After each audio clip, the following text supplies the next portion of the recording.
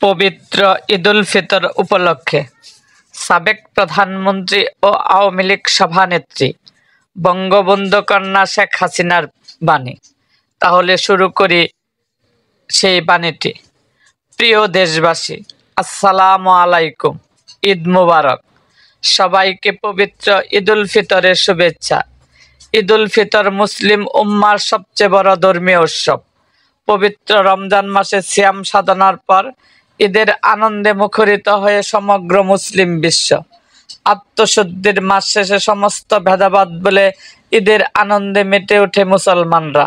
বাংলাদেশে এই উৎসবে শরিক হয় সব ধর্ম, বর্ণ ও জাতিসত্তার মানুষেরা। বাংলাদেশে এই উৎসব এই অঞ্চলের শত বছরের ধর্মীয় সম্প্রীতির ঐতিহ্য বহন করছে। আনন্দের এই দিনে আমি প্রাণ ভরে আল্লাহর কাছে প্রার্থনা করি আমার দেশের জন্য, দেশের অভাগা মানুষের জন্য। এই দেশের গরিব দুঃখী জনগণ যখনই দুবেলা পেট ভরে খেয়ে আরেকটু ভালোভাবে বাঁচবার চেষ্টা করে, তখনই এই স্বাধীনতা বিরোধী ও দেশ বিরোধী শত্রুরা ষড়যন্ত্রের ছক আঁকতে বসে। বাংলাদেশ বিশ্বের বুকে মাথা উঁচু করে দাঁড়ালে যাদের গাত্র দেওয়া হয় তারাই ষড়যন্ত্রে মেতে ওঠে। বাংলাদেশের 54 বছরের ইতিহাসে বারবার সেটারই পুনরাবৃত্তি ঘটছে। এবার তারা মেতেছে ধ্বংসলীলা। স্বাধীন সার্বভৌমত্ব বাংলাদেশকে নিশ্চিন্ত করার প্রকল্প হাতে নিয়েছে। দেশের সার্বিক পরিস্থিতিতে সেই আশঙ্কায় পদধ্বনি শোনা যাচ্ছে। ঈদের উৎসবে মানুষের ঐক্য, মানুষের জাগরণে এই সংজ্ঞাকে ঘুরিয়ে দিতে হবে। মানুষকে ঐক্যবদ্ধ হবে এই ভ্রাতৃত্বপূর্ণ সম্প্রীতিময় সমাজ ও দেশ রক্ষায়। আমি জানি এবারের ঈদ আনন্দে সবাই শরিক হওয়া হবে না। বিগত প্রায় 8 মাসে বাংলাদেশের ধর্মীয় সংখ্যালঘু নির্যাতনের শিকার হয়েছে। দখলদারদের আগ্রাসন থেকে রক্ষা পায়নি মাজার, খানকা ও দরগা শরীফ।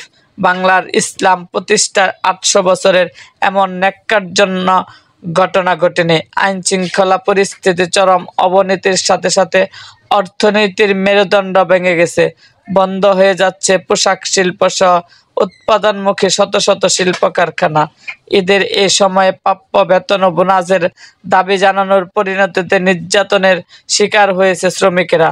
নিরীহ ও বিপন্ন মানুষরা বাংলাদেশ আওয়ামী লীগের নির্যাতিত কোটি নেতাকর্মী আজ আমার মতোই আপনজনের সাথে ঈদ করতে পারছে না।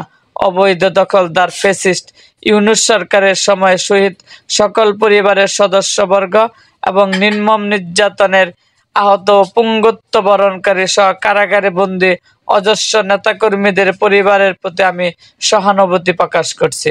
আপনারাই আমার আপনজন।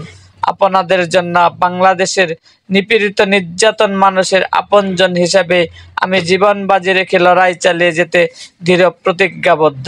আল্লাহ যখন এখন আমাকে বাঁচিয়ে রেখেছেন, তখন আপনাদের নিয়ে আমি বাঁচতে চাই। আপনাদের হয়ে এবং আপনাদের জন্য আমাদের সংগ্রাম চলবে। ঈদুল ফিতরের পবিত্র দিনে রাব্বুল আলামিনের কাছে আর্থী তিনি যেন আমাদের সকলের প্রতি সহায় হন। দেশের স্বাধীনতা, সার্বভৌমত্ব রক্ষা এবং মানুষের জীবনে স্বস্তি ফিরিয়ে আনার সংগ্রামে আমাদের অবিচল থাকতে হবে। নিশ্চয়ই পরম করুণাময় মহান আল্লাহ তাআলা উত্তম পরিকল্পনাকারী এবং আমাদের ন্যায্য সংগ্রামের প্রতিদানের ব্যবস্থা করবেন। সবাইকে আবারও ঈদ মুবারক। জয় বাংলা, জয় বঙ্গবন্ধু, আদার কেটে ভোর হোক।